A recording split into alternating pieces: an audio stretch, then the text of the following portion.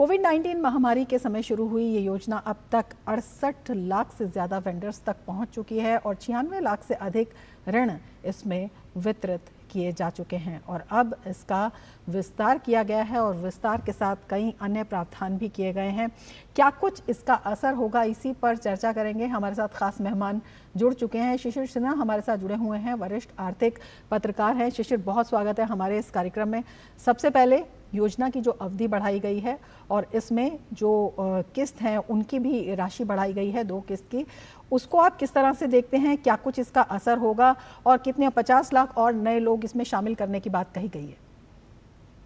हाँ, देखिए, जब ये योजना शुरू की गई थी कोविड के समय में, उस समय में जो एक बड़ी परेशानी में ये जो फुटकर व्यापारी कारोबारी कह लीजिए, जो कि सड़कों पर रेहड़ी पटरी पर अपना कारोबार लगाते हैं, क्योंकि उस समय पर चूंकि लॉकडाउन की स्थिति थी, कोई सामान बेचने का साधन नहीं था और अचानक से आप ई कॉमर्स पे शिफ्ट नहीं कर सकते थे। हालांकि विकल्प था, लेकिन ये इतना आसान नहीं होता है कि एक सड़क पे लगाने वाला एक रेहड़ी पटरी व्यापारी जो है वो ई कॉमर्स पे जाकर के सामान बेचेगा।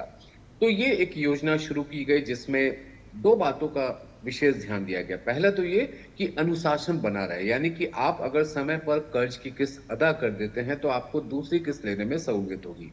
दूसरी किस्त का भी अगर समय पर भुगतान कर देते तो तीसरी किस्त लेने में सहूलियत होगी। तो अभी तक जैसा आपने संख्या बताया कि लगभग 96 लाख जो है वो कर्ज अब तक बांटे गए हैं और लगभग 68 लाख जो हैं वो रेहड़ी पटरी के जो व्यापारी कारोबारी हैं उनको ये फायदा हुआ है।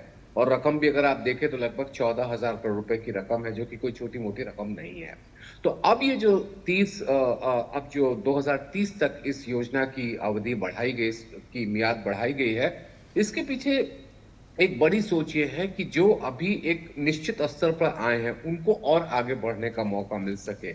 होता क्या है कि आपने अगर बीच में उनको छोड़ दिया और अभी उनको कारोबार व्यवसाय बढ़ाने का उनका मौका उनको नहीं मिला, तो फिर उनका जो व्यवसाय है वहीं पे ठप हो जाता है, वहीं पे रुक जाता है।